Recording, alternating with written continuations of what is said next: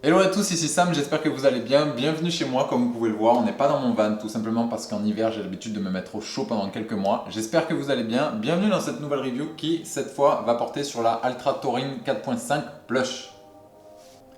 Alors pour ceux qui ne connaissent pas la Taurine, on va commencer par la localiser dans la gamme. Alors bien sûr c'est une chaussure de route et c'est tout simplement ce qui se trouve juste au-dessus de la Escalante en termes d'amorti puisqu'elle offre 26 mm de matériau quantique et qu'elle était disponible également en une version qu'on appelait Plush qui elle offrait un amorti de 28 mm. C'est donc une chaussure pour les distances moyennes à longues ou pour les coureurs d'un certain gabarit, voire même pour les coureurs récréatifs qui veulent une chaussure super sécure. Alors aujourd'hui la review porte sur la 4.5 Plush tout simplement parce qu'il n'y a plus de version normale sur cette phase 4.5. Alors beaucoup de gens m'ont posé la question et c'est tout à fait légitime, pourquoi il n'y a plus que la Plush? Je ne peux pas y répondre pour l'instant, la seule chose que je peux vous conseiller c'est de garder l'œil ouvert sur ce qui sort bientôt chez Altra, vous aurez bientôt la réponse à cette question. Alors personnellement moi je me définis vraiment comme un coureur de trail et pourtant j'attendais vraiment avec impatience que cette chaussure sorte. Alors est-ce qu'elle est sortie il y a 6 mois? Oui. Est-ce qu'elle me plaît? Oui. Est-ce que j'aurais pu faire cette review beaucoup plus tôt? Oui. Et alors pourquoi je ne l'ai pas fait? Bah écoute Jean Pistard, c'est très simple, c'est parce que moi je fais partie des gens qui préfèrent faire 35 km dans les montagnes avec des chaussures de trail que 2 km sur la route avec la Touring 4.5 Plush, voilà pourquoi. Bon, revenons-en à cette chaussure, je pense qu'il est très important de parler du poids qu'elle fait, tout simplement parce que même si aujourd'hui nous n'avons plus que la version Plush, elle a en fait été tellement allégée qu'elle est très astucieusement allée se loger entre les deux anciennes versions au niveau du poids. Je vous propose de peser l'ancienne version, ça c'est la 4.0 qui a quelques kilomètres quand même. Donc ça c'est la 4.0 en version normale, donc 26 mm d'épaisseur en taille 43. Oui, j'ai des tout petits pieds, on la pèse tout de suite sur ma petite balance. 247 grammes. On pèse maintenant la nouvelle Plush, toujours en 43. 257 grammes. Et les mecs, 11 grammes de différence entre les deux avec le confort énorme que celle-ci apporte. Franchement, je pense qu'ils l'ont tellement allégé qu'elle a rendu complètement obsolète le fait d'avoir une version normale et une version Plush. Alors au niveau technique, on va faire comme d'habitude, on va partir de la semelle de la chaussure. Alors forcément rien d'incroyable puisque ça n'est qu'une évolution et pas une phase totalement nouvelle. Donc on va avoir la même chose trait pour trait que ce qu'on avait sur la version précédente, à savoir les stabilipodes qui représentent ces dessins qui reprennent un petit peu la forme des métatarses et le inner flex. Alors le inner flex c'est le fait d'avoir des séparations comme ça transversales entre les matériaux qui apportent un petit peu plus de flexibilité. Tout ça monté donc sur 28 mm de matériaux quantiques. Alors le quantique on ne présente plus, moi je trouve que c'est vraiment très cool, c'est pas aussi fun que le Géo mais par contre c'est plus léger.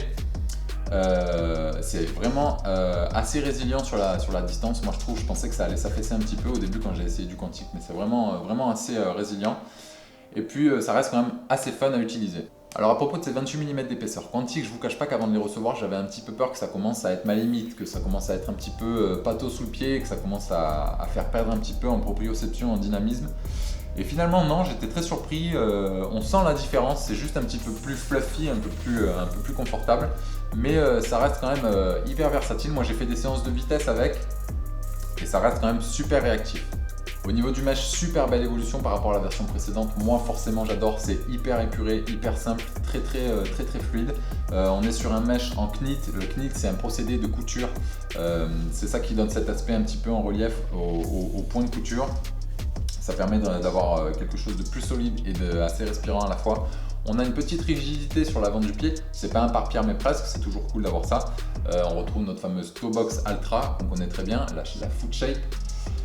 Au niveau du talon, rien de particulier à l'extérieur du talon. Par contre, à l'intérieur, c'est vraiment hyper confort. Le confort de cette chaussure ne s'arrête jamais. Sur chaque détail, ils ont mis vraiment les bouchées doubles pour le confort. Le rembourrage à l'intérieur du talon est hyper quali. Le tissu utilisé est hyper doux aussi. C'est vraiment un régal. Au niveau de la languette, elle est très fine, elle ressemble un petit peu à ce qu'on avait sur la Olympus 4.0 et sur la Duo 1.5.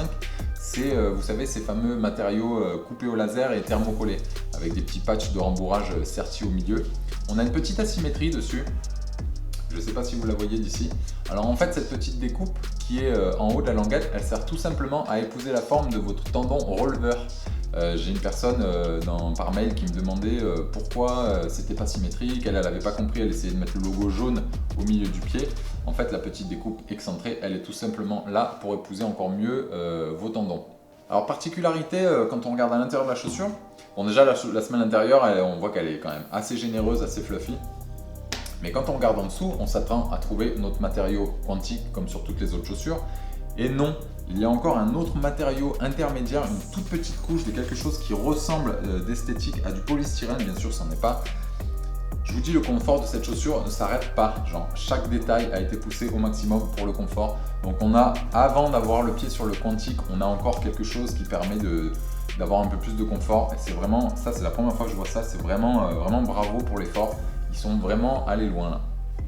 Donc petit récap pour cette Torin 4.5 Plush. Je sais pas si on dit Torin ou Taurine en fait. Torin, je sais pas. Ça se trouve depuis tout ce temps, j'ai du mal.